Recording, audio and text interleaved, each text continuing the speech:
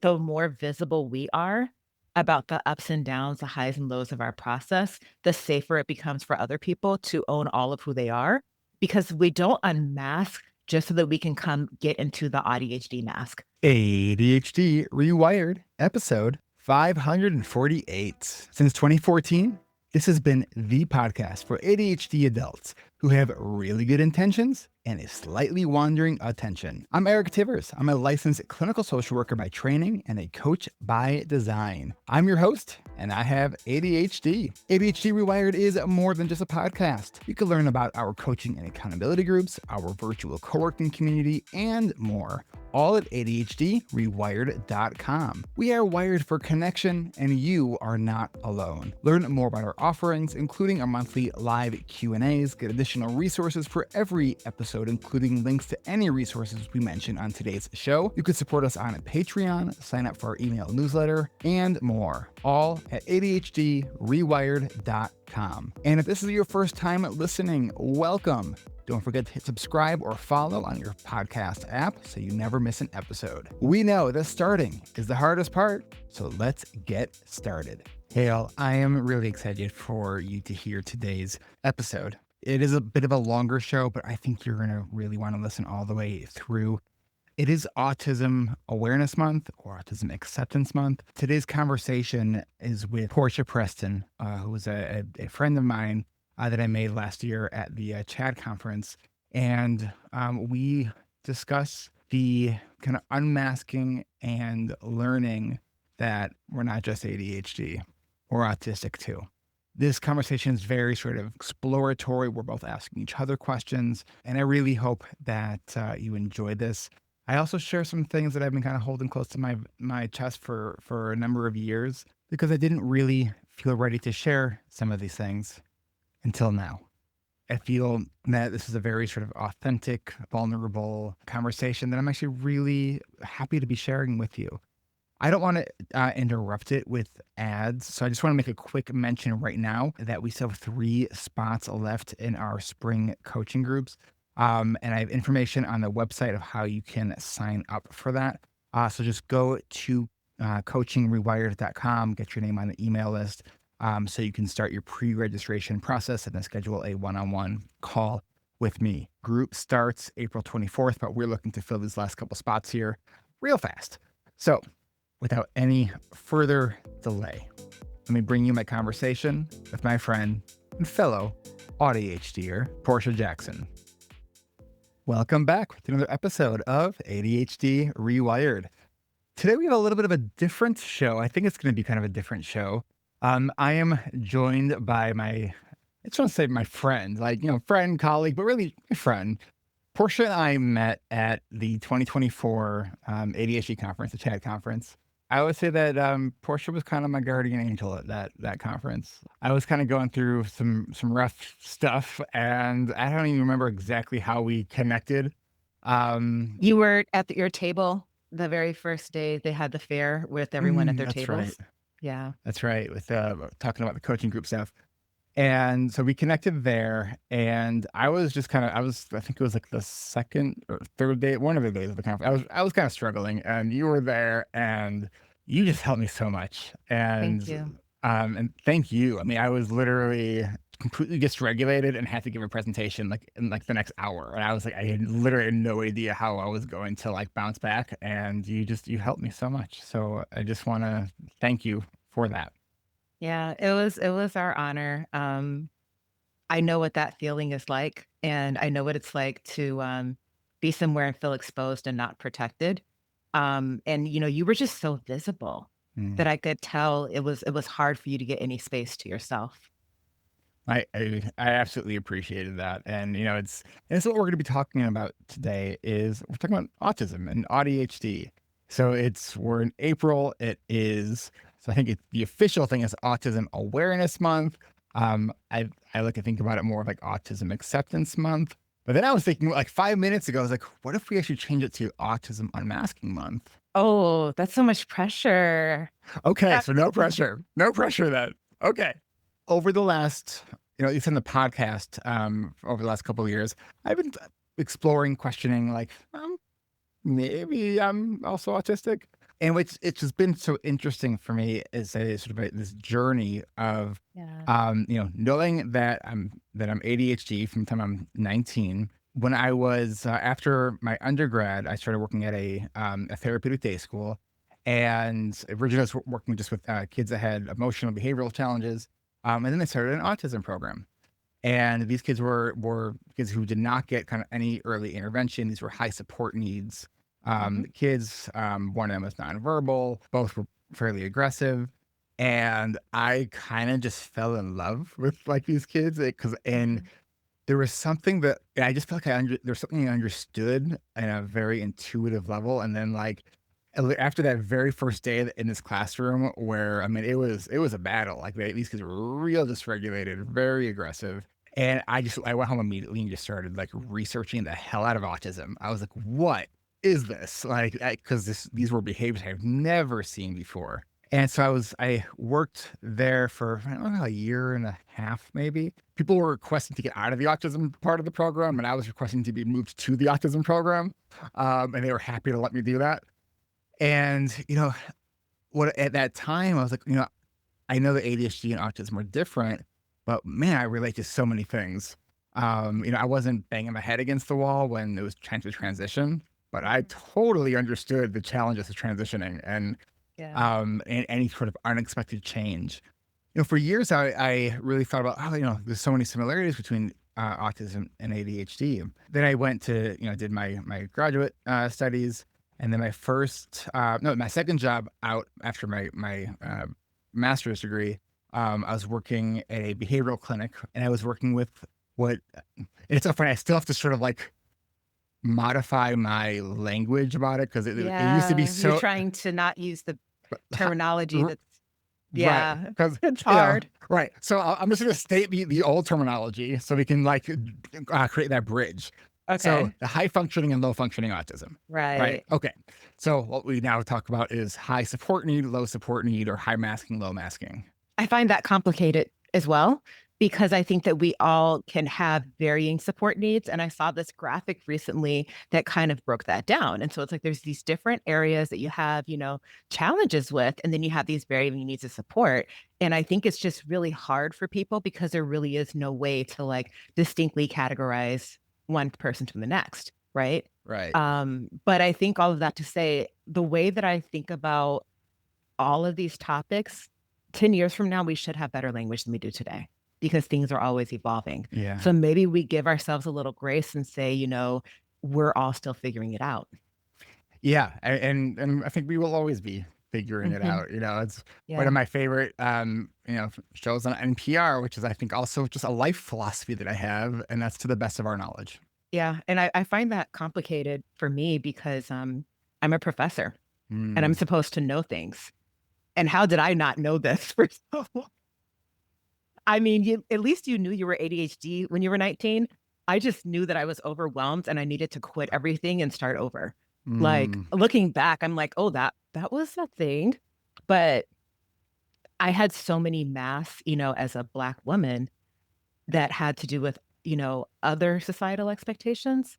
This is the last thing that I was even thinking about. I'm trying to remember where I read this. For people who have low support needs, often have much higher mental health support needs, which makes Wow. a Can you lot of say that sense. again? I Y- wanna Yeah.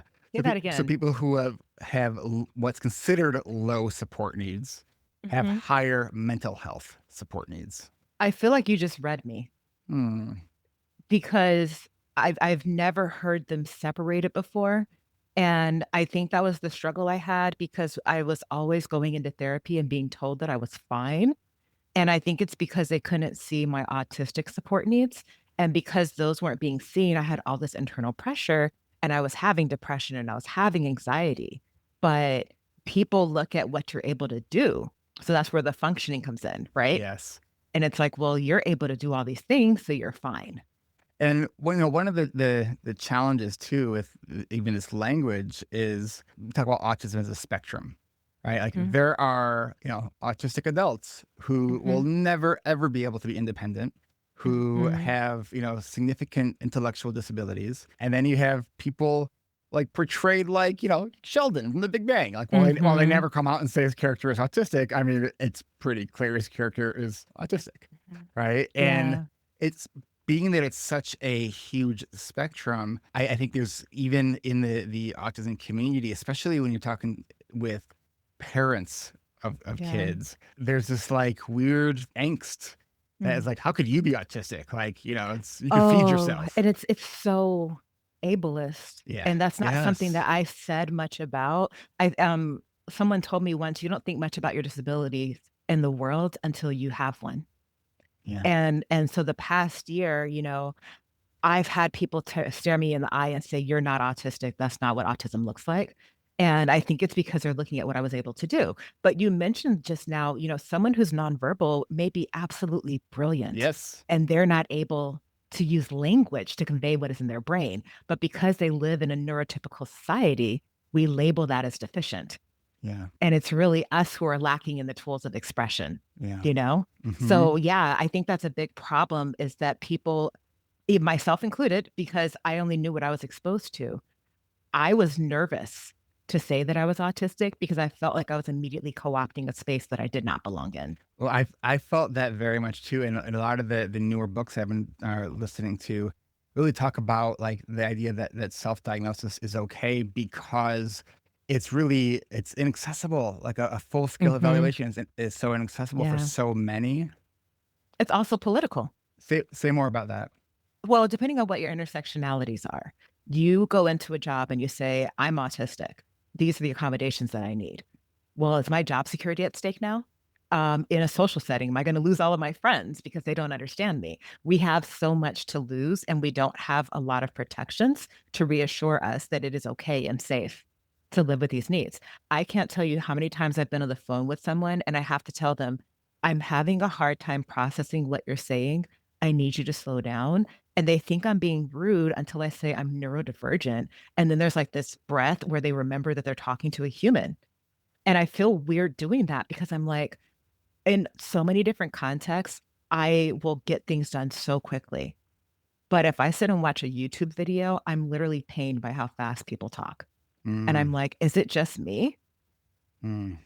And if you don't give yourself grace, you start to feel deficient, and it just reinforces the whole ableism all over again. Currently listening to Devin Price's newest book, Unmasking Life. And one of the things that they're talking about in the book with related to work was that interviews that high masking or low support need autistic folks, when they don't disclose, have worse Yeah, impressions. But when they do disclose, there tends to be people tend to perceive them better yeah, versus not. So it's to me that's kind of an interesting thing, and it's like we got to name the elephant in the room for people to be yeah. comfortable with an elephant in the room. And I think I wonder about what we then do with that information because I don't think the appropriate thing is to tell people, see, then disclosing is going to go better for you. I think we need to look at the optics. Again, look at intersectionality. If they're a Black woman like myself, does it go the same way? I think, if Mm, anything, it should be used to train people who are on the other side. This is what you're missing when someone says that they're autistic and you immediately think about what they can't do. mm. But I think in order to do that, people like us have to be a lot more honest about what it looks like for us to have this. So, do you mind if I mention the things I'm doing to like regulate myself right now as we talk? Yeah, please. Okay. So I'm holding a crystal in the shape of a heart, and it just holding it in my hands gives me something to hold, which is comforting. And it also reminds me that I can slow down. I am wearing flippers and I have a blanket. I have numerous blankets all over the house because that texture, right, is really important to me. I have a hot liquid right here next to me to ground me. None of that makes me work slower or in a more deficient way, but it makes it easier for me to show up as my full self. Mm.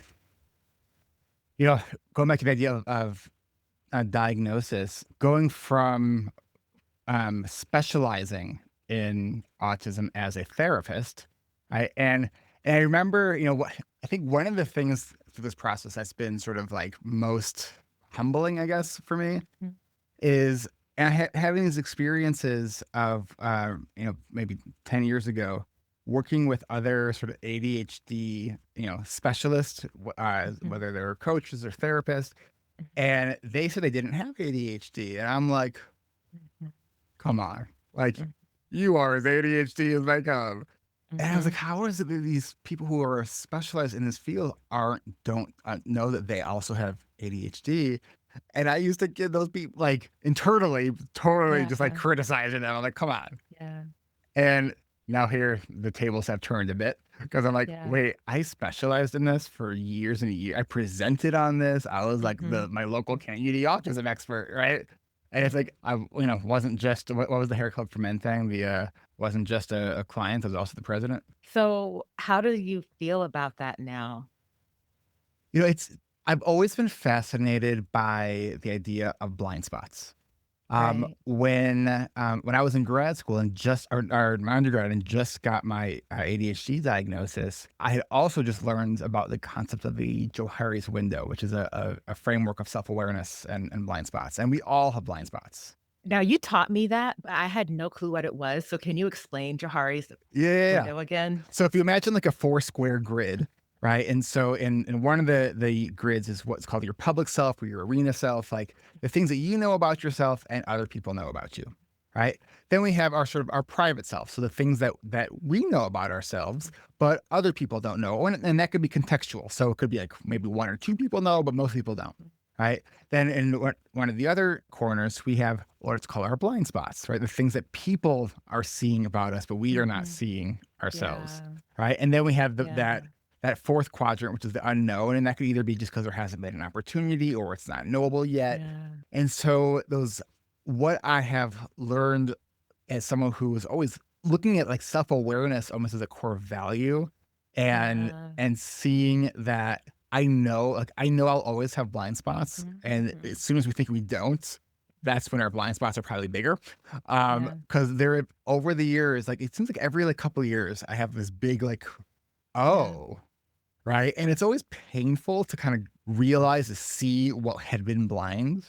mm, But I every single time I've gone through something like that, yeah, that pain has been turned into strength and healing tenfold, right, right? And so I've never been afraid of uncovering blind spots. I've always like been very sort of intrigued and excited to explore those. This was just a big humbling one because like for years, I don't know, maybe 8 or 9 years ago, there was this article in the Journal of Attention Disorders talking about the high level of autistic traits in people diagnosed with ADHD.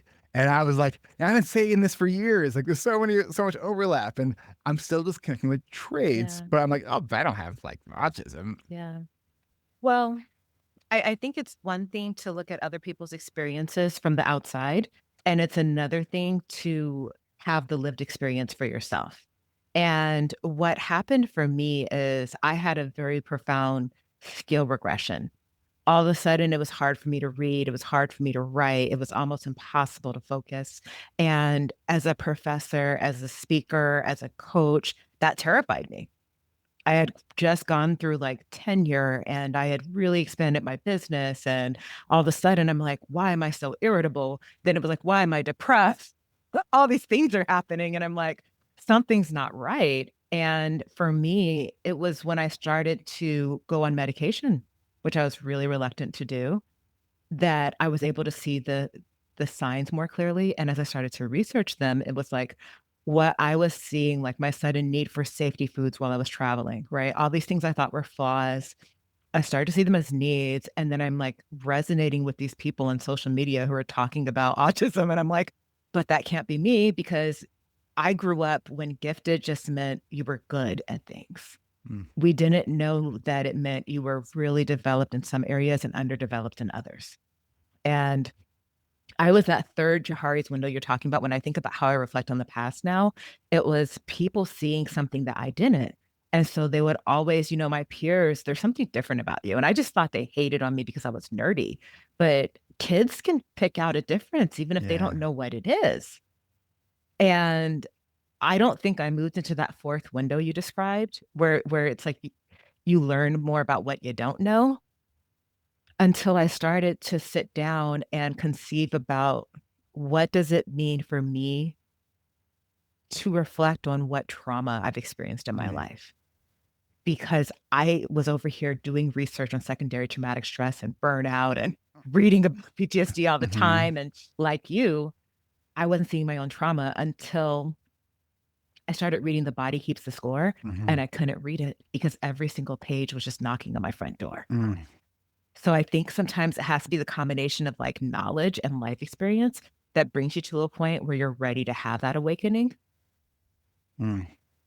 Yeah, it's interesting too. You brought up like trauma, and I've been this in May. It'll be 2 years. I've been doing EMDR, and I think that that process, and I've talked about it on the podcast in the past. It's been, I think, one of the hardest therapies I've ever done, and probably one of the most effective therapies Yeah. that I've ever done. Yeah. So I was diagnosed with complex PTSD. Hmm. I'm right now, I'm been estranged from my mother for, year and a half, maybe close to 2 years. And, part of this realization of that I had been masking for so long is I grew up in an environment that I was often criticized. Whatever I did was never good enough. And, my feelings weren't important because it was her feelings that were the important ones. And it was Yeah. my job as a child to be managing her feelings. Right. Mm. And something I've actually just have recently kind of realized, I don't know if I was telling you about this or not, Portia, that I think I also may have alexithymia, Hmm. where because Yeah. when We someone talked about that. because when someone's like, "How are you?" I'm like, I always struggle with that Hmm. question, and I think Yeah. when you grow up and your feelings have been so invalidated that You're disconnected from you them. disconnect from them. Yeah. Absolutely. I spend a lot of time to myself thinking about how do I do everything from a place of connection? Because I realized that for so long I was so disconnected and I was just pushing myself through life, trusting that I would land on my feet and figure things out because I frankly had to. And for me, that was intertwined with growing up in South Central LA as a young Black girl who was very cognizant of all the different statistics and determined to not have that happen to her. And so I'm walking on this invisible tightrope. That's my primary mask. And you can argue that it was successful because I on to do a lot of extraordinary things, but I certainly have paid the cost behind the scenes in ways that people would never imagine with my mental health because I didn't know. And I just was told for years, oh, you're too sensitive. And, it was like I felt like I wasn't doing life the right way. And why was it so hard? And when people said, oh, you're so hard on yourself, I'm thinking, isn't everybody this hard on themselves? I heard there were people that don't ruminate constantly, and I was like, "I don't believe you because I've never had that experience." So, I feel like for me, I don't wanna sugarcoat it because I described my diagnosis I was verklempt. I had all the emotions, the good, the bad, Oh, look at but you it was using some Yiddish. Oh, for clubs. verklempt. Yeah, all of the emotions, and it was a long year for me, this past year. Going through my past, and as someone who, like, really has taught self-compassion for years, this showed me I had to go so much deeper than I ever had Mhm. before, and I was so afraid because I knew that I was shedding the person I was, and I wasn't sure that I was gonna like the person on the other side, Mm. and so I was resisting it. "I just wanna go back to who I was just, before this diagnosis," and I've told you that the reason unmasking is, like, terrifying for me, 1, I wasn't conscious of a lot of my masks. So when people say that Same. it's a conscious choice, I'm like, "No, I thought it was this extrovert." And I feel like Humpty Dumpty. All the pieces fell and you can't Mm. put them back together. And so now I'm in this new world where I want to fight for me. I want to advocate for myself. I don't want to shame myself. And I fought so hard to get here and I almost lost hope. Mm. So I'm not willing to surrender that. And that's what keeps me on this course. Mm. That whole idea of, like, not realizing how much you're masking, for me, I think some of I feel over the last, like, 5 years, there's been these, like, different sort of events or things that I've been having to deal with that were kind of like these data points that Yeah.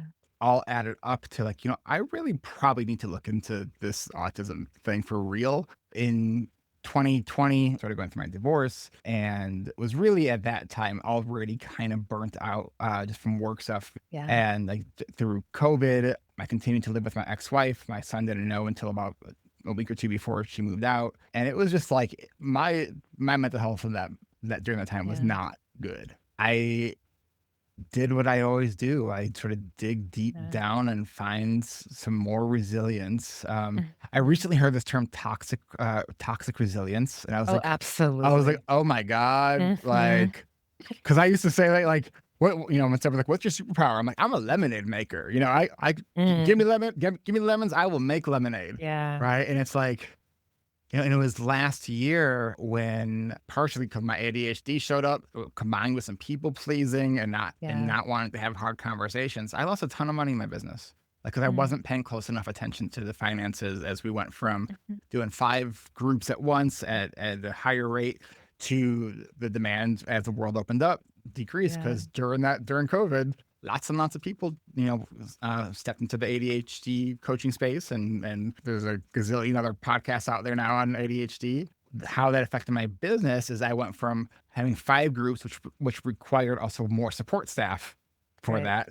And as we went from 3 groups to 2 groups, I didn't adjust my support staff hours at all, Mm. knowing my finances were going down. But I've always kind of budgeted based on intuition, not on like Mm. actual spreadsheets, which is not a good idea. And so like last April is kind of when it came to a head, where I was Yeah. like, oh my God, I'm out of money. And it was terrifying. It was a gut punch. It was one of these like, I can't believe I let this happen. Like this was so preventable. Like this was knowable. And I just wasn't paying close enough attention. Yeah. I think though we're so hard on ourselves and Yeah. whatever point it is that, we hit failure, oh my God, let me blame myself. This is so terrible. For you, there's a lot of factors that went into what happened in your business. And you, at the end of the day, it's almost like if as a child you had to be parentified and you had to come up with a reason for everything, the Mm, first thing you grab is I wasn't paying attention. And that's not the only thing that happened. mm.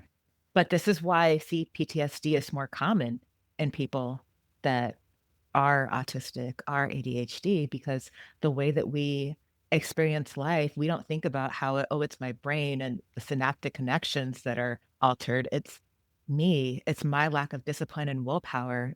And I think what's been very unhealthy, as someone who's also an entrepreneur, and my focus is shame-free wellness. I talk a lot about uncovering the shame in your business and uncovering the shame in your personal life. And I don't think that people have to go around having price tags on everything that they do and be completely transparent. But the lack of transparency to me is really unhealthy because you don't get to see other people that are having the same struggles that you are. So when you have them, you feel like it's just you and there's no one to blame but you. Yeah, and I learned that I have this tendency to take so much ownership of stuff, even when it's not my shit to Yeah. own. Yeah. And part of this was also during a time where I was trying to make sense of some, relationships that had tarnished, and Yeah. was really kind of confused by a lot of those Yeah. because some of these relationships they Yeah. just stopped communicating with me and gave me Yeah. no reason really why. Yeah. Um, Oh, that was my childhood. uh, That's how most of my friendships ended. it's seriously like for any for anyone listening, if we're ever in a relationship and I do something that kind of pisses you off, will you just please give me the courtesy of letting me know what I did? Because oh Yeah. my god, because I was making up stories for years, honestly, trying to Yeah. figure out what the hell I No, did. I still do that. I mean, I spent last year doing that, and, the relationship I learned, was a friendship, and it wasn't as bad as I thought it was, because the one thing I hadn't thought of was this person changed too. Their needs changed, and they were living, what they needed to. But in our heads, it's all us. Yeah, So, yeah, you had a lot of different things happening. Do you want me to tell you something crazy I did with my finances and my business to make you feel better? you bet I do. Okay. So one year I was like putting together my finances and I'm trying to I'm a stay out of jail girly. So I'm like trying to get my tax payments right. And instead of sending my estimated tax payment to the IRS, based on like, this is what I owe for this quarter, I sent them like, it was some weird calculation. I don't want to say it was all of my revenue, but it was pretty much, yeah, it was huge. I think I took the calculation for the year. That's what it was. all my revenue for the year instead of the quarter, and I sent it to them, and they were not gonna give it back. Of Ah, why would they? We have it, right? So, my accountant's like, "Well, I guess you're paid up for this year." But I'm like, "Oh my god, I just out leveraged my business, and it's because I'm tired." I'm sitting here trying to do this math, and I'm tired. I mean, I can think of a billion other mistakes that I make. I run my business in a much more conservative manner than most people do because I really have to when you have autism and ADHD, Murphy's Law is astronomical. mm, And I just am very risk averse and protective with myself, not because I think I'm gonna make mistakes all the time, but because I feel like that whole world moves a little too fast for me. People are always yeah. trying to, like, sell you stuff, always trying to get you to do the next thing, and, taking care of my mental health in my business means having grace for the things that I do differently because that's what works best for me. Yeah, and I think that's been, grace, I think is a good word to describe it. I think one of the primary shifts for me since getting that formal diagnosis. Because for a while, I was like, I think it was around November. I think it was right after the CHAD conference, especially hanging out with a bunch of other AuDHDers, where I was just like, there's no way that I'm not. It Like, was really funny because you were like, "Hi, I have ADHD," and then you, like, proceeded to hit it off with me and my best friend, and we're just like, "You're so like us, and this is so awesome," and nobody's gonna address the elephant in the room, we're just gonna let you chill. No, because I think, you brought up Devin Price, like, that book was so huge for me, Unmasking Autism, right? And, it really helped me to understand myself, but it also helped me understand that other people have to be on their own journey, and it's not my job to tell them. yeah. So for me, I think just holding space and being your friend when you started to be curious, and I hope this is what I did, I hope that I was just, like, giving you your space to figure it out in your own time, right? Yeah, and I always talk about the power of community and like being with others who like do the same kind of quirky, weird things. And Yeah.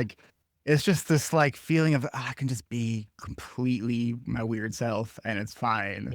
Well, you were I think at the first phase, you just really thought that you were super weird and we weren't.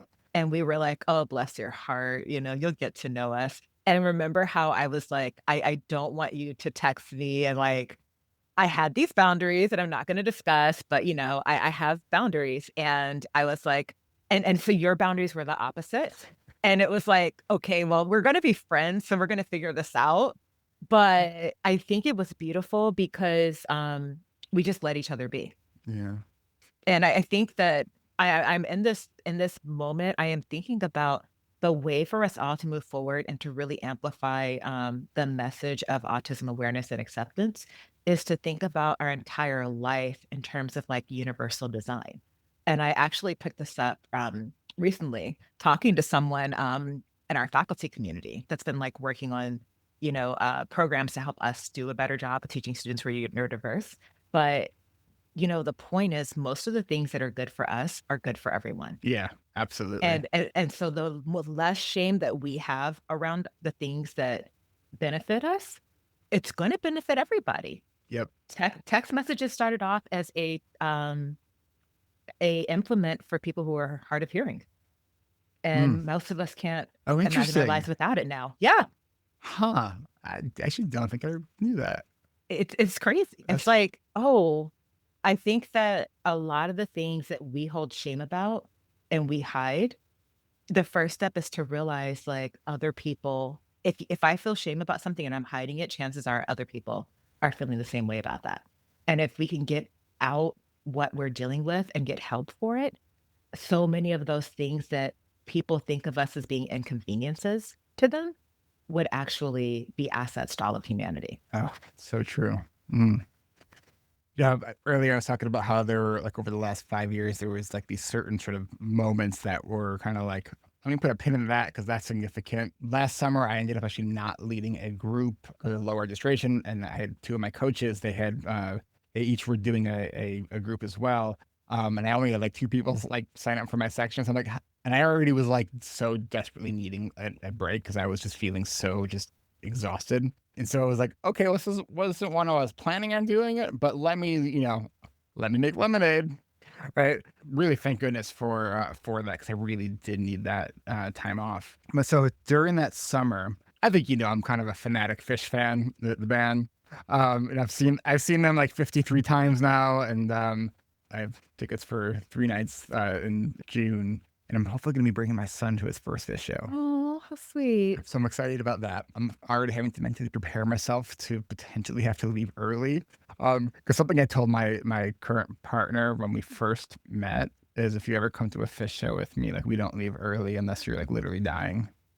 And she thought I was kidding, and I wasn't. How do you handle the crowds? It's funny because it's like it's this being around all these other people that I don't actually have to engage with in any way, and Oh, and yes, I I can am be familiar with that. and I could be weird as shit, and I'm actually Okay. blending in. No, Like, I totally get that. you know what I mean? Yeah.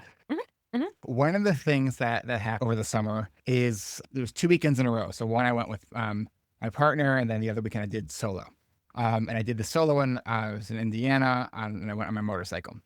And so I think it was like the second night, and I'm dancing, and I'm really into it, and, I'm like one of those, like, those weird hippies that dance at shows for, like, all kinds of movements, and it's like, "Huh? Yeah, Wait, that's how I you're so move." not supposed to do that? I mean, Well, that's what you're there for. that's exactly what I'm there for.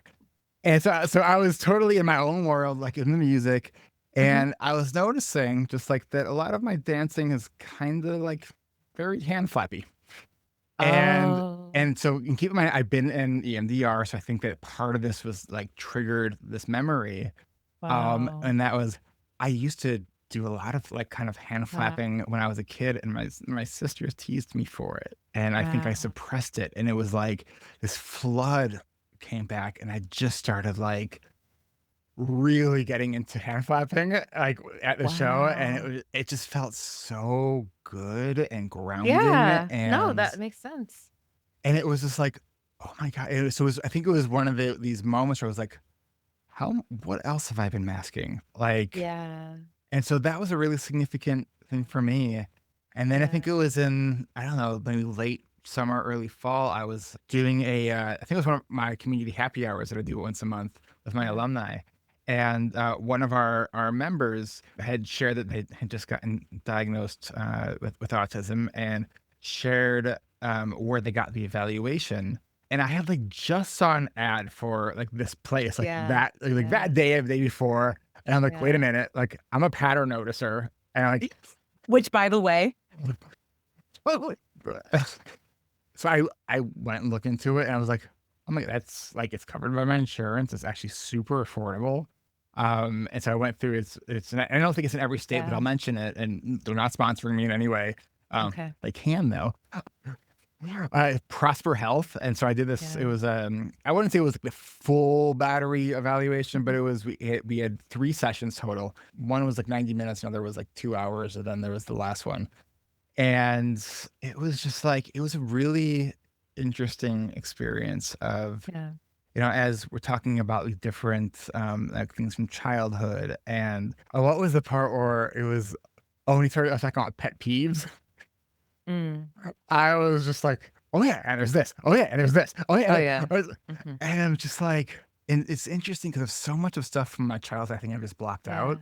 Yeah, I feel like when I went through my diagnosis, which by the way, I also was able to find an affordable option, and I definitely wanna advocate for that because people just think, "Oh, I can't do this," Yeah, right? because they The think it's costs are thousands of dollars, astronomical. right? And it doesn't have to be. Right. Nope, I have a center in my state, and she works very hard to make it very affordable, and I'm very fortunate for that. But it was like looking through your rearview window of, like, every part of my life. Is this why I sucked my thumb till I was, like, 6 years Mhm. old? And is this why, like, I never wanted to go to the restroom and, like, and I didn't wanna eat this food and it wasn't to the extreme that I'd heard other people do it, but there were all these consistent patterns. And I had these conversations with my mom, and she's like, "Yeah, you actually didn't really say more than, like, a sentence, at a time, until you were 5 or 6 years old." And can you imagine a part of my life when I was ever not talking? I know, right? I almost made him spit, just so you guys know. You breathing over there? When you get told, and I guess I kinda wanna bring this up in the ADHD too, right? "Oh, if you didn't do all this before you were 12, then this isn't you." Well, if I was socialized to norm, and Right. it was survival to not do these things, then, I'm gonna be this hardcore people pleaser that does all the things right.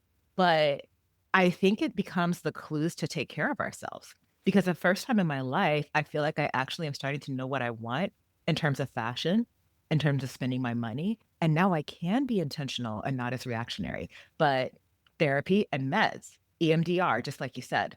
Can I tell you where EMDR really locked in with me and I decided it's something I wanted to do?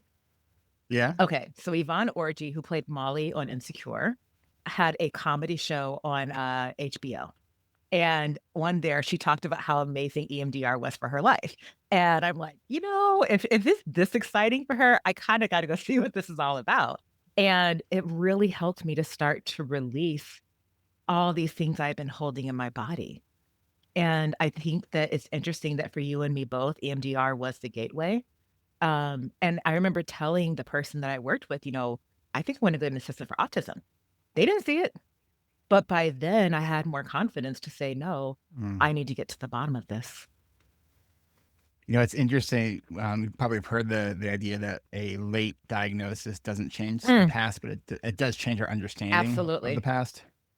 And when you were talking about that, I just had this kind of light bulb moment. Mm, So there's a story that I would tell when I give mhm, presentations sometimes. That was a story from when I was actually in preschool, mhm.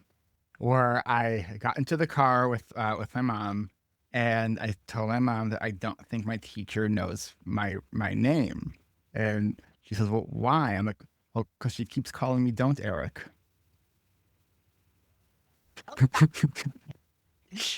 And I'm like, at first, I just thought that was So like a very precious. funny sort of ADHD thing, but I'm like, oh my God, I think I took that actually very literally. Like, and that just occurred to me. I'm like, wait a minute.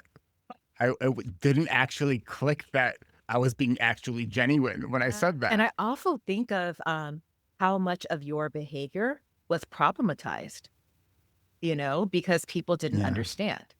I remember, them telling my mom in preschool, "Portia refuses to learn how to read." And my mom's like, "Well, then let her." And so we would run, me and these other 2 girls, they called us the 3 Musketeers, and we would run around where everybody else learned how to read. But it's the persistent drive for autonomy, right? Yeah. And Yeah. I get to kindergarten and they tell her I'm reading, and my mom's like, "She doesn't know how to read." It's like, "I had to wait till I was ready." And I've been like that all my life, and that's why chores are so Mm, hard for me. It has taken so much help for me to accept help and then understand, yeah. if I don't arrange things in my life so that I know why I am doing them, so that the task is really clear, so that I have support, I'm gonna procrastinate all day because what I'm trying to avoid is this uncomfortable emotion. That's the kind of understanding that a diagnosis gives you. It's like learning how to understand how it's learning your operating manual. Yeah. And there's this moment where, you think, "Oh, are the people around me gonna be able to accept me?" But then you realize it's not my job. If you can't accept who I am, then that's not safe for me. And the Yeah. more of an advocate you become for yourself, the less you're waiting for everybody else to show up and do the job of validating you. And you start to realize that some people are actually going to love you for exactly who you are. And they don't. And that's what's so beautiful about unmasking. Yeah. And, for me, like I said, I feel like it was not my choice. It just fell off. And when I say that, I want to paint what that means. I can talk on stages in front of hundreds of people. But if you sit me Same. right, of course. If you sit me in a conference room with, like, no outdoor, like, light, and I've been in there for about 3 hours, I'm gonna have a meltdown. I And got like literally anxious just like like thinking about that experience of when I so felt it in yeah. my body. So when I talk to people about, coming to speak, I need to come in early, I need to transition, I don't need to do anything high energy right before I go on stage. I'd like to be calm and grounded because when I'm talking to other people and really connecting with them deep on their journey, I have to follow myself out. So my self-care is Mm, starting the night before. And then after, I need to be able to do whatever is best for me. And sometimes it does mean I want to hang around. But I'd like to get to know people, see how the vibe is, and then pull away for a bit.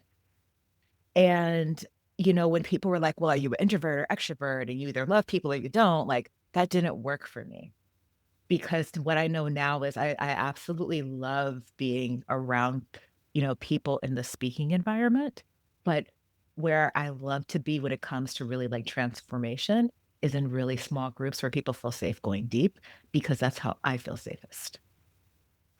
And it's interesting. It took me a while to realize, like, with my sort of the core of my business is doing group, and I love doing group, and partially because like I'm leading the agenda, Mhm, and like I kind of know where it's mhm, going, and I know mhm. where we can go sideways, like in a way that works, Mhm. and it's structured, Yeah. right? And I love leading group. What was really over the last number of years as my business grew, I found, like, when we had team meetings, I love the people on the team, but I hate the team meetings Mhm. because I would get so drained from them, where it's literally like I felt I was going into, like, negative energy, Mhm. like, by the Yeah, end of it, because there's too much yeah. executive functioning happening all Yes, at that once. makes sense. And part of my focus this year is about, like, basically restoring my energy. Mhm. And so, like, so I've very intentionally not been trying to like rescale up the business. Yeah, I'm right now, my primary focus is energy management, right. and just sort of like maintaining Yeah, business, without growing business for right now. yeah, And it's so interesting too, because as kind of thinking about this conversation that we were going to be having and talking about, really for a number of years, a lot of the vulnerabilities that I shared earlier on in the podcast, I kind of started to bring things closer to the chest yeah, because I was still in process, and absolutely. and I'm always been someone who thought the whole idea of like as a mental health professional, like because some schools of thought said you shouldn't share anything of yourself, and I'm like, Yeah. that's such No, bullshit. Like no. like You we're can't human connect with people, beings. right. Yeah, so I don't ascribe to Yeah. that approach, but I've always been so like there's this part of me that was like, well, if I'm telling the world that I'm also autistic, is that going to change how they think about like, how is this person going to be doing groups and being, So, and I think that's what the awesome opportunity is, right? And so we are an enigma even to ourselves. I love structure and I hate it. I love being on big stages, and then I love working with, like, really small groups of people. I'm that person that, like, knows everybody, but I wanna be talking to 2 or 3 of them. And that Mhm. you experienced that of me at the conference, right? Yep. Um, and I think that the more visible we are about the ups and downs, the highs and lows of our process, the safer it becomes for other people to own all of who they are because we don't unmask just so that we can come get into the AuDHD mask. What are the rules? What do we do? What do we don't do? What do I like? What I don't like? I was asking you about the concerts because I used to love going to the Hollywood Bowl. And we went this past year to see Trevor Noah, and my husband and I looked at each other, we were like, "We are not okay. There's just too many people here." And Mm, what I realized was if I go back, I actually need to sit in a particular section because there's a particular mm, section that doesn't give me the heebie-jeebies, and that's because there's actual seats. But, mm, you mentioned context shifting earlier. My best description of context shifting was when I would go to the gym, and then I would sit in the car and not even drive home, or I would drive home and sit in the driveway. My body doesn't move until I'm safe. And for mm. years, I would just push it and make it move. And part of building trust with my body now is like, well, you have to stop committing to so many things, which is hard because ADHD, we love to run from like burnout to like, oh, we're better. Let's go back and get busy again. But now I have real concerns about avoiding autistic burnout, right? So when it comes to my business, how do I right scale it? How do I have the Mm. offers that I need to bring in the energy that I'm giving out in equal proportion? And that doesn't mean that I have to do this in a way that doesn't align with my values. But all of that to say, the littlest things can be so hard getting up and Yeah, moving from one activity to the next. And if I yeah, don't have the tools to help myself make those transitions and grace for the times where I absolutely can't, all the things that we've discussed in this call, all the amazing things that we don't do them. We cease to function. We don't it's so true. even think about how we both had to take care of ourselves to come on today's call. Think about how intentional we were with the activities that we chose. Yeah. Partially one of the main reasons I went into started doing EMDR is I was finding myself kind of dissociating a lot, like where I was just checking out and my brain was just going somewhere else. And when I would kind of get stuck in that mode, Yeah. and I was like, "What is going on? Like this seems to be happening more and more." The mask is And falling off. kind of, yeah. And may I tell you that that first 6 months of EMDR, I felt like I was like walking around with just like this exposed wound. Like Wow. it was so hard. And I think that's why people are scared of it sometimes, but EMDR is really different for everyone. And for me, I had done so much work over the years. What I was lacking was that body connection to be able to get my body back to a place of safety where it wasn't storing all of these like memories, right? And getting triggered constantly. And now I have other ways. I meditate, I sit with myself. Like you texted me, like, what you're doing. I was like, I'm in deep meditation. Like, who answers their phone to say that? I don't know. But I do it so often, right? And I've had to take away the rules because when I have rigid rules, the ADHD part of me is like, nope. Mm. So, like, right now, I know planners don't work for me, but I'm craving a planner because I wanna, like, play with it for 3 weeks and then let it die because it's gonna be a fun 3 weeks. So I think, like, the asset to me of this whole lifestyle that we did not get to choose is to consciously turn it into an adventure. And when you find somebody who gets you, you build community with each other and you build ways of being in the world, but then you will also own the fact that I am going to ruminate on the worst case scenario sometimes. I am gonna dwell on things. I went through my meds withdrawals this week because my pharmacy ran out. And Ugh. I'm like, wow, it's the beginning of the quarter and I'm just gonna sit here and have vertigo and stare at a wall. Ugh. And I get what I'm getting at is we don't say those things enough. Instead, we wait until we're better, and then we show up as if everything's perfect, and then someone Yeah. else with ADHD sits in shame. For me, the last, I don't know, 4 or 5 months of Or the podcast that I have not been releasing on a regular basis. I'm gonna tell you, there was, over the last year, there were moments where I'm like, should I just get a job and throw in the towel? did you feel like you couldn't do this anymore? There was absolutely a part of me that felt like I couldn't do this anymore. So, I felt that too, and I felt for me, it was like, how do I be this, like, speaker and coach and, like, professor that's, like, getting up being like, "So I'm getting treated for depression right now." But you know what I found out? People came up to me. One person came up to me after a talk and they said, I have kids. I couldn't convince myself to get help for depression. But after hearing you talk today, I think it might be worth it. Mm. So I want to ask you, what made you feel like you should stop? I think just like my mental health was getting so bad because I just kept pushing. And or like I was definitely for so long in the mindset of like, yes, entrepreneurship and growth and, Yeah. and financial freedom and like, and, then I kind of got to this point where I was like, I fucking hate capitalism.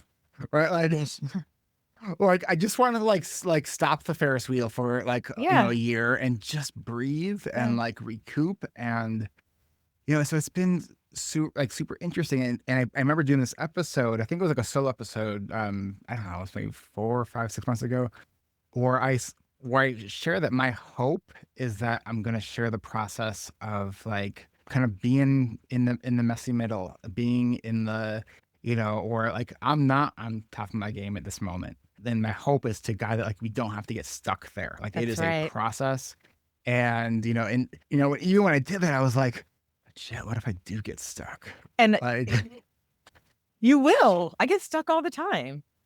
and so I mean, so my formal diagnosis, it was only a couple weeks ago, like when I Yeah. got the official report. And even though I was starting to self-identify as Yeah. AuDHD even before that, there was still this imposter part of me Yeah. that was like, yeah, but without that actual, Mhm. report that says it. Mhm. So for me, it's been fairly recent, but I'll tell you one of the big shifts for me has been around self-compassion and around like and what that really, really means for Yeah. me.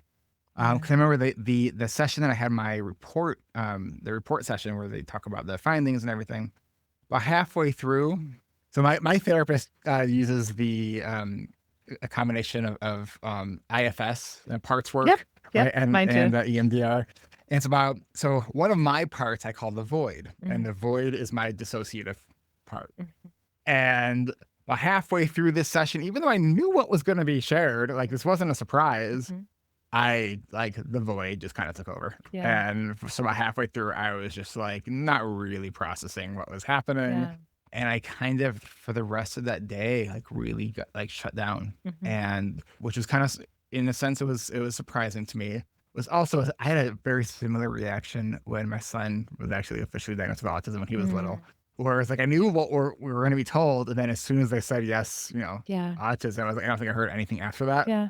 But it was like, so that evening, it was, I don't know, close to 9, maybe 10 o'clock at night, and I'm about to play the piano. It's like maybe this will help me snap out of it. Mhm. And I remember just thinking that I'm 44 years old Mhm.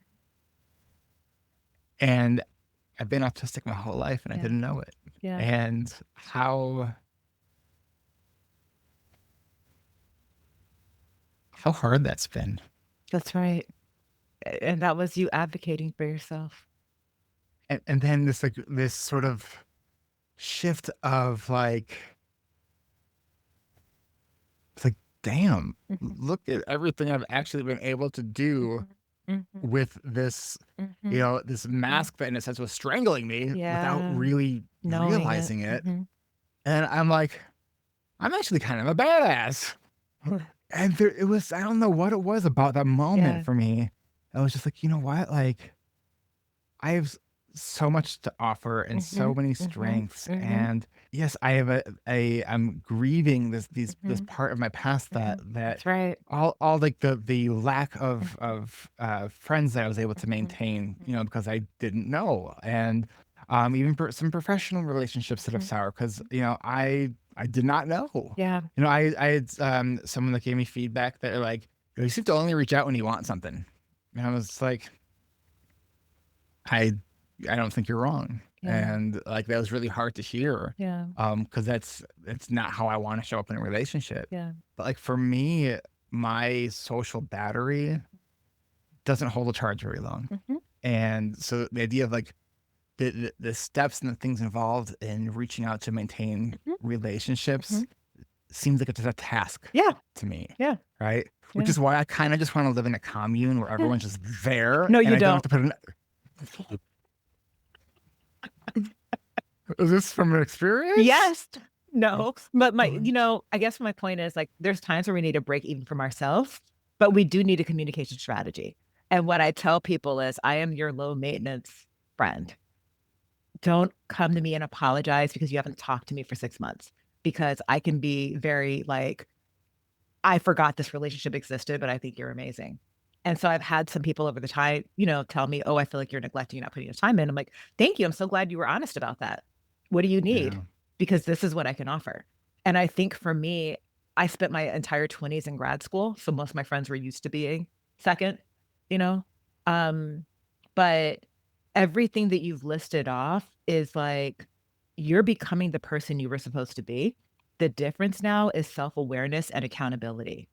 Like, that's what I've seen reflecting back on, like, the past 6 months of our friendship.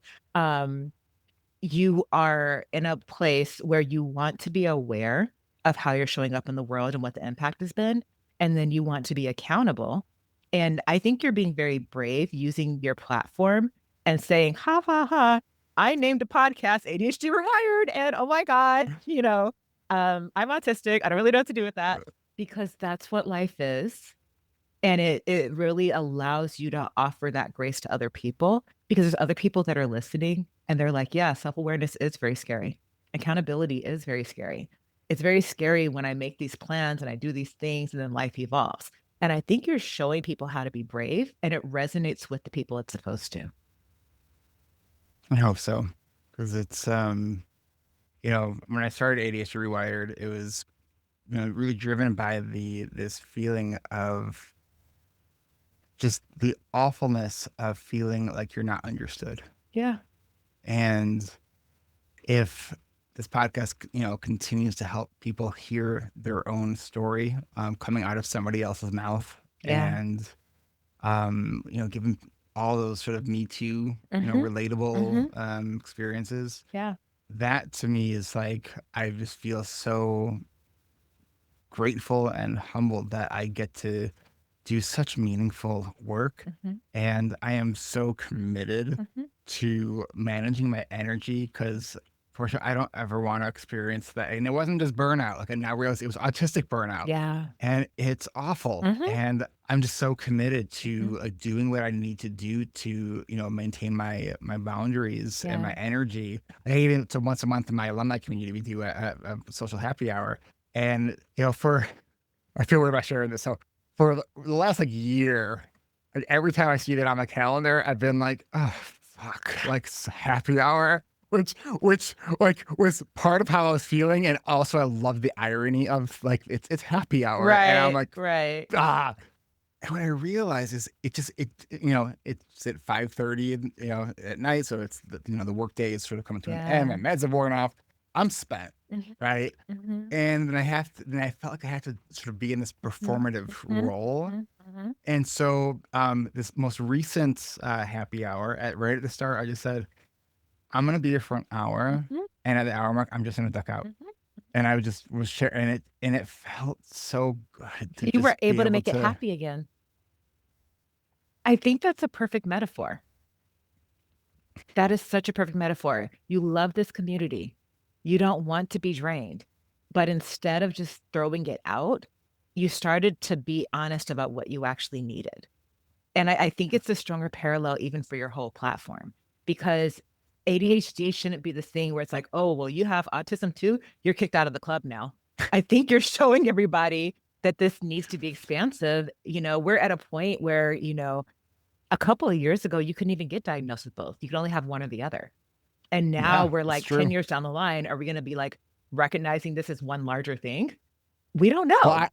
I remember, when just the DSM-5, Mhm, discussion groups mhm. where they were, sort of exploring the idea of being able to have a co-occurring, autism and ADHD, Yeah. and I was like, "This is so strange that in the DSM-4 it doesn't, because I think I had one client Mhm. ever who I would say just had pure, I think it was Right. Asperger's, and I Right. was like, "But they don't have Yeah. any, like, But that ADHD tells kind you of about the traits." biases of the people who are writing it, and that's why I always say diagnosis is political. The very criteria are based on things that we supposedly do wrong, differently. It it Yeah. it isn't like it's written by us. I think it would be defined so differently. It would be more empowering if we actually were to write down what this is through the lens of, like, ourselves, right? And I think that you are actually in a beautiful way positioned to take that journey and say, "Yeah, I know these are the criteria. I know they're still gonna be here, but I'm gonna offer to you what my process is for me, and then I'm gonna welcome you to reflect on where you are, and we can all learn from each other." We shouldn't be putting all Yeah. the power to define this in the hands of people that probably don't even have these diagnoses themselves. It's, just really recently I had, because I'm, so if you look at my Audible library over the last like 12 years, like it's almost diagnostic in itself. Because like when I'm interested in a topic, like you will see like a year or two of just books on that one topic, and that's it. Like I don't kind of bounce around topics. Like I remember even my first ADHD conference, I literally got like a suitcase full of books that I bought, Yeah, and yeah, I read all of them. yeah, Right? Like this is what I love mastery. I love like yeah, knowing every like yeah, nook and cranny of something. yeah, And so I've been sort of back into the autism world. yeah. This book I was listening to was talking about echolalia, which is so in autism, echolalia, for people who don't know, is sort of the repeating of sounds and words and phrases. Yeah. Often like just it can sometimes be random. Mm, But then in this book, it talked about how echolalia sometimes can be your internal voice. mm. And I was just like, wait a minute, what? I think you just have the same reaction as Oh I my did. gosh. Because I'm like, oh my God, I've been doing that my Oh, that's what it entire is. life. And Like by the way, even sounds I hear, I like echo it in my head. Like, Mhm. By the way, what you just did and that moment that we just had together, for people who are listening that don't have, autism or ADHD, that's what it feels like. We're always like, "Is that a thing? Is that a thing? Is that a thing?" I used to memorize license plates. I can still tell you a license plate that I memorized when I was 11 years old. I don't know why. license plate, I don't memorize them, but when I see a license plate, I always like in my head, I read all the digits on the license Right, plate. Like right. always, And always, I always. just figured I was bored and, it's so misunderstood. And I think that, for you, an opportunity is like to even be in an open dialogue about the things that are frequently misunderstood and all the different ranges in which they can be expressed, just to get us out of this two-dimensional understanding. I just think that there's so much more needed because I tell people sometimes I can't really tell you what this is because I'm living it. Like I can send you to a website that's gonna explain how, I my first priority is me right now, and I am figuring this out. So I think that there's a fine line where you're giving yourself the space and protection that you need, and then as Yeah. you have safety, you're sharing the things that you can. But you don't owe anything to anyone. You don't owe people a clear narrative of this is who I am and I'm never gonna change and I'm gonna hold constant for you. That's enabling them. Yeah. They need to learn Yeah. how to deal with change too. Have you had the experience yet of sharing with someone your AuDHD diagnosis and them like thinking that you have already known, must have already known this for a while, or like, do you know what I mean? Like, because I've over the last several months, as I've Yeah, been talking to different people, yeah. I've had a few people who said to me, "Oh, I thought you knew." Oh, I don't think Yeah, people around me are that educated about autism. Like, I'm not getting a lot of that. Oh, that's yeah, like, okay, so you knew and you didn't say anything, right? yeah, and that's shitty. But no, it's not. But think about it this way. I'm big on consent, right? I don't wanna Sure, walk up to somebody and be like, "Hey, you should get this checked out." fair. But if you're a friend and you say, "Hey, I've been," and this is kind of how it played out for us, right? You were thinking about it, you were asking questions about it, but the only person that should be, like, going down that path of diagnosis is you. But, yes, Yeah. it was bad the way that they brought it up. But the Well, but I'll tell you with one of the people, I was trying to resolve a conflict, Yeah, and they weren't really open to hearing my perspective, yeah, and I was being very vulnerable, and I was sharing that like, I've actually realized over the last year and stuff that I both am doing the EMDR, but also realizing that I'm also probably likely autistic, and this person that says, "Well, I thought you knew that. I've known that about you for no, that's years." not cool. And Mm-mm. I was like, "Wait a minute. So you're saying that we've had this misunderstanding or different Yeah, of yeah, perspectives, and you're saying you understand yeah, autism, yeah, and you didn't like consider, hey, maybe this is part of what's going on. Maybe right. like Because, so." again, they're in one of the Johari windows, right? Hmm, Can I talk about, like, shows on here that have helped me understand this better? yeah, Okay. So, Love on the Spectrum, I love it. I love it. right? And I know a lot of people don't, but we are so excited to watch this show because I think it helps us to understand ourselves in ways. And there were 2 characters, and I'm not gonna, like, spoil it for anybody, but I really admired them because they had the ability to tell people that what wasn't for them. I don't want to be in a Yeah, relationship with you. I'm not feeling this. That was the hardest thing for me all my life. Ending a relationship, ending a job. me too. Even now, it takes exceptional energy and bravery for me to not over explain myself and to just let it. And it goes into how you do business, your rates and all of that, right? And I used to put so many barriers because it was like your brain, and this is what people don't understand, the way that rejection sensitivity plays out. If this person rejects me or isn't happy with me, I'm going to die. That's literally how our brain feels. Mm, People don't understand that emotional pain. And so they're like, "Just grow up, just do it, just do that." And they don't understand, well, why won't you go renew, you know? I and that's the tax that we pay, right? I yeah. Me getting on the phone, and I like being on the phone, but there's certain conversations where I don't know exactly what I'm asking for or how to do it. And so I'll get on the phone and say, I know I needed to make this call for a while, but I was delaying and I kind of need your help with this. And I'm so much nicer to customer service now because I'm not trying to prove that I have the answer. And when they realize like how nice I'm being, they're so gracious. Mm, And so I'm realizing all my life, I expected myself to have all the answers to be able to do everything right because that is how my brain was programmed. And now I'm realizing the slower I move and the more loving I am, genuinely the better my life is and genuinely the better I contribute to the lives of people all around me. To me, that's been the key of like why would I go through this whole journey? So since your diagnosis, what would you say is the best thing that has changed for you since your diagnosis? I genuinely like myself. Love. Mm. Well, you are pretty likable. Thank you. And being able to just like realize that fear isn't the end, rejection isn't the end, you know? You don't have to take care of everybody and do everything. I think for me, I've been noticing it's a subtle shift, Mhm. but the relationship between me and my son has been,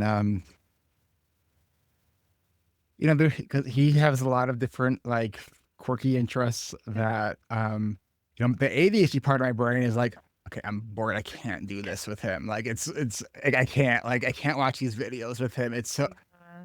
and like I But guess you like get it better. understanding the importance of engaging in those special interests. Yeah. There's this YouTube show he likes, called BFDI, Battle for Dream Island. It's like this character, Yeah. I think they're called object shows where Yeah. it's like a cup is a character and like Yeah. a spoon is a character. Whatever. So last weekend I'm like, hey, let's watch one of those shows. Oh. And just during this past week, 4 different separate occasions, he brought up how much he appreciated that. And I think it's you're winning as a dad this week. aw. Yeah. And it's been interesting, talking to my son about it too. Because my son, who's also AuDHD, um, he had said that since I've been talking more about autism lately, that even for himself, he historically has more identified with ADHD and not as much autism. Um, but he said that lately that's been kind of shifting, and so I'm like, is he just like like reflecting what he's seeing in me? And so how do I help him navigate, help him find his own self? But I also think like, he's in that age, he's in 8th grade. Yeah. So he's like becoming more aware of the social But I think differences. you're also modeling that it is safe to be this. Yeah. If for years my dad was the ADHD guy, it wasn't safe for me to boldly explore this. But now that he is Yeah. too, he's tapping into your courage. I have a lot of people that I work around, in my various occupations that aren't going to go get diagnoses. Mm. And what I hope that they understand from me is like permission to see yourself and be who you are and where you are. And if there's anything that I say about executive function or systems, that helps you, then take that. Yeah. I don't have an agenda. The only diagnosis that matters is my own. And so I think that just reinforces like this is about you, but this is so much bigger than you. Yeah. Mm. Now I'm like feeling myself go into that reflective mode of just like all these different, I don't know, different scenarios. And um, like even like something I've been doing recently at home, when my son's with me. So he is a verbal stemmer. Like he Mhm. is like there are sounds coming out of his mouth Mhm. from the moment he gets up to the time he goes through, like, and it's fine. Except I have auditory processing issues, and I get very overstimulated by, like, different Yeah. sounds and Yeah. stuff, and so I let him know, "Okay, I'm putting on my noise canceling headphones," and he's fine, and he's so funny too, because like, for a 13-year-old ADHDer, he has amazing self-awareness. Yeah. Like, he'll be like, "Is it okay if I monologue to you for a while?" Like, he knows I have the headphones in, and I'm like, okay, just know I'm not gonna really be able to hear. He's like, "That's okay. I just wanna talk about this." Yeah, you're bringing up a lot about, me and my husband. So my husband got his diagnosis about 2 months after me, and it was Mm, mostly because, like, he saw my journey, and then I was like, "Hey, read this," and I tossed him over and took mapping off of them because I was seeing it, but again, I was like, "This isn't my place," and he has a lot more of the auditory stuff, and it was funny because I actually had an autistic writing coach, and he was willing to let my brain be, But he's like, in order for me to like really understand what you're saying, I need you to bottom line a bit more. And so I worked with AI to like learn how to like take what I was saying and condense it down. Mm. And then that actually ended up impacting our relationship positively. Wow. Yeah. That's amazing. So, but also, like you said, the headphones, I went out and I was like, we're both going to buy them. I did it as a solidarity move, but I was like, trust me, this is going to be good for me too. Right. For my guy, it's apples. That is not okay. Apples are like, so the sound, right? Oh, okay. I cut up apples now and I sprinkle them with lemon juice and cinnamon and just stick them in the fridge so that nobody's taking big. But it's like once you know what this is, and it wasn't easy. We really had to redo our communication. And we were 9 years in our marriage. We'd worked out a Mm. lot of things, but you try both people unmasking all of a sudden, right? And understanding, okay, how do we make space for each other's special interests and nurture that, right? If I'm listening and I miss something, being able to say, "Hey, I didn't process that. Can you run that by me again?" Instead of, "Oh, you're not listening. You don't care." I mean, I've been doing that for years, but, like, where Yeah, I'm just like, I will own if I've like spaced out for a moment and yeah. like, can you just repeat what you just said? Because my mind just drifted. The hard But thing for him is, he's not ADHD. And so that layer that I bring, oh, ooh, is a interesting. doozy. And God bless him, like, he's so good at it, but I'm like, the trains in my life would not run on time if I did not have I actually think of it mostly as, I think acceptance, you take all of it, right? But I can tell Yeah. you there's so much about both of us being autistic that benefits me. And I love some of the research that has shown that autistic people together are actually great at reading each other and like, and where there's these mismatches, it's like neurotypical to an autistic. Um, and for me, I think one of the best things about really knowing is that like I don't have to like just guess if I like understood someone correctly. Like Yeah, I've been just more directly asking, like, is this yeah. what you meant by that? Or are you joking? Like, Good where for in the past you. I would think like I know they're joking. Like No, I now I'm don't. questioning it. I'm like, maybe they're not joking. I'm just gonna ask. So I wanna ask you a question, and I'm gonna answer it for myself first. What is the hardest thing about this? And I think the hardest thing for me is, I know I'm on sabbatical this year. I'm healing, I'm writing my book, I'm, doing all these wonderful things. And as I go back into the classroom and I'm like, how do I not go back to Portia 1.0? Because everyone was so used to me just like, I'll do it. I got this. I got that. And now I've healed and I've got these super deep boundaries. And, I am starting to have really honest communications with people at my university. And that's really helping a lot. And I know it's going to be okay because I've like told my therapist, like, this is what we're going to work on together. And then I have my meds, which are awesome. But I just want to say that for the benefit of anybody else, it's like, it's not a magic wand and there's some things that are gonna be easy to address, and there's other things that are just gonna take, like, one day at a time and helping yourself, but also getting help from other people. So what's the hardest thing for you?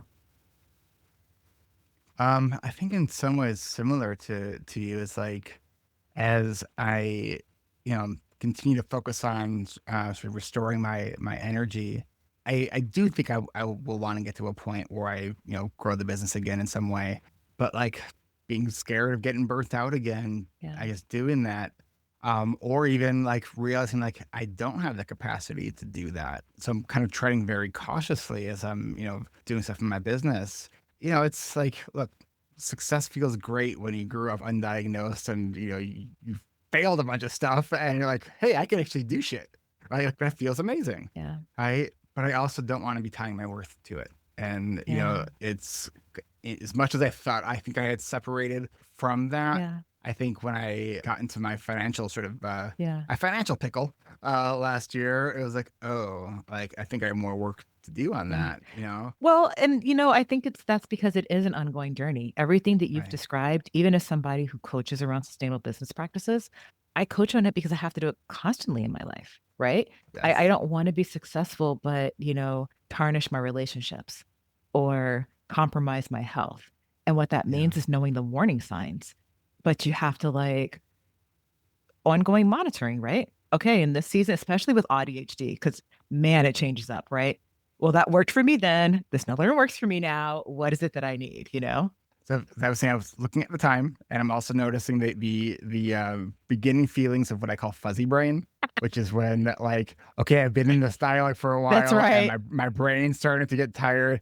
And I used to like that is the thing that I used to And ignore push through for and push through for because years. society rewarded that.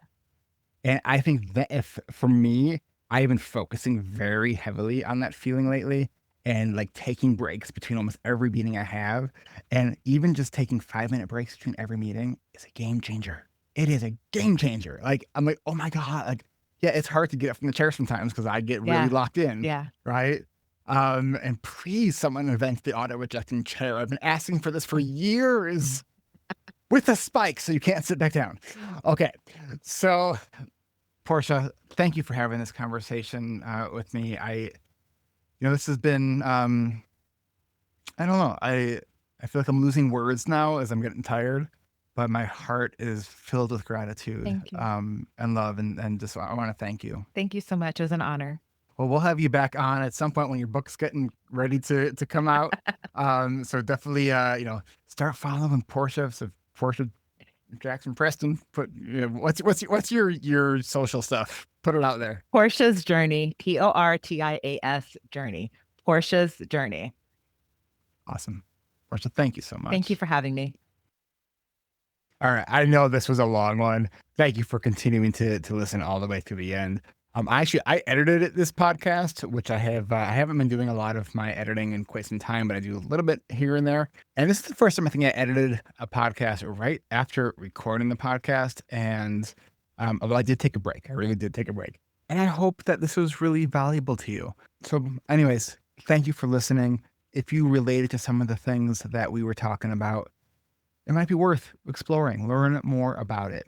And one more time, just as a super quick reminder, as I said, I wasn't going to do ads in the middle of this episode, and I didn't, but I'll do one more quick reminder that we have 3 spots left in our spring coaching groups, which start on April 24th. So learn more at coachingrewired.com. If you like this episode, especially this episode being that it's Autism Awareness Month, Autism Acceptance Month, share it. Please share this with others. I think this is a really important start of a conversation. And after we stopped recording, Portia and I were like, well, maybe this could be the start of a series. So I would love to hear from you. What did you think of this episode? Was there stuff that you wanted to hear that we didn't cover? Do you have questions? It would be lovely to have a dialogue with you as the listener. Also, if you're looking for some co-working, you can check out adultstudyhall.com. It's our virtual co-working community. And yeah, that's it. All right. My brain is tired and I'm going to wrap this one up. Just thank you so much. We'll catch you next time.